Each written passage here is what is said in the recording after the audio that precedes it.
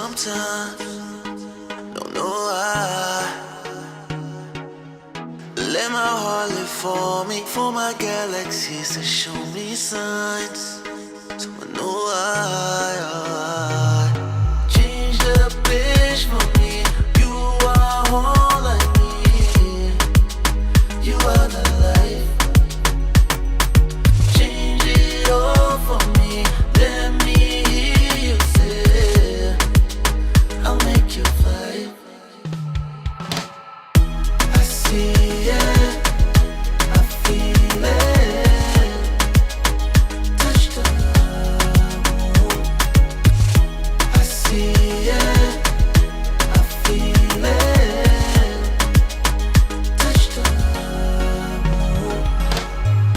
Baby, when I'm with you, I can't help but lose my track of time. Put your heartbeat on me, and I will connect your soul to mine forever. Change the page for me, you are all I see, you are the life. Oh, change it all for me, let me hear you say, I'll make you fly. I see it, I feel it, touch the moon. I see it, I feel it, touch the moon. The moon, the stars collide. The moon, the stars collide. The moon, the stars collide. The moon, the stars collide. The moon, the stars collide. Glow in the sky all night, each time. The further we go, I feel your heart in mine. I see it, I feel it, touch the moon. Yeah, I see it, I feel it, touch the moon.